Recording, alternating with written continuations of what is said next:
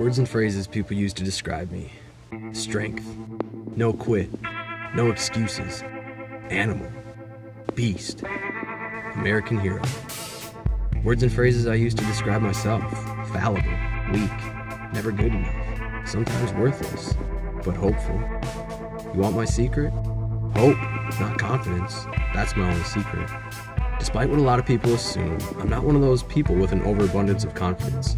I go to sleep the same as you, filled with thoughts of fear and doubt, plagued with uncertainty, questioning my decisions and direction, and I wake up every morning with the hope, the desire, the expectation that today I will live up to my full potential.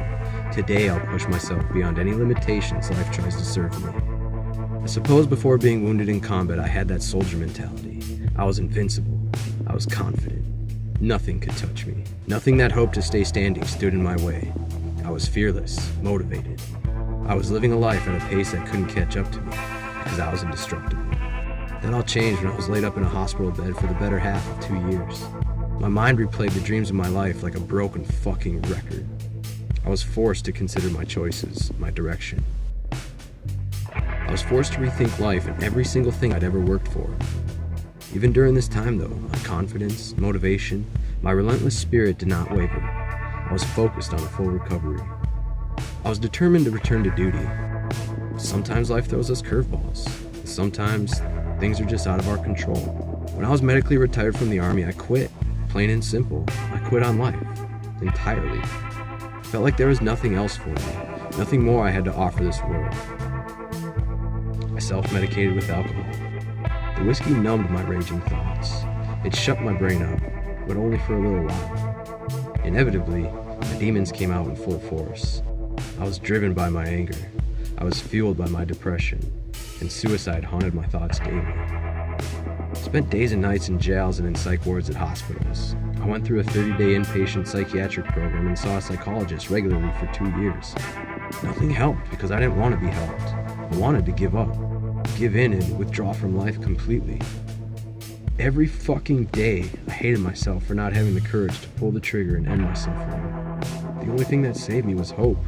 It's hard for me to explain because I don't pretend to know or understand everything, but I heard that voice of hope fighting the surface. I heard it screaming. I still possess something that could benefit this world, something more I could give.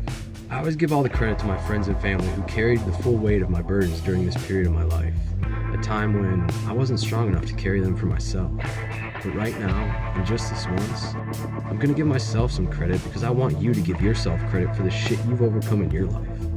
After all, it was my finger that didn't pull the trigger. I believe the heaviness of depression and the impending thoughts of suicide are like an extreme heat injury because once you go through it, you're more susceptible to future occurrences. I always feel like I'm sitting on top of a fence and a powerful gust of wind could blow me either way. But the air stays stagnant. It never moves, and I just stay strong, steadfast. I never budge from my position, and that's where I've learned to be comfortable. That's where I understand that because of my unique life experiences, it can never be any other way. I can move on, be dedicated to the forward motion of my life, but the threat of the shifting wind is still there. I can never forget my past. And maybe you're not depressed. Maybe you aren't haunted with thoughts of suicide. But I know you have your shit. We all do.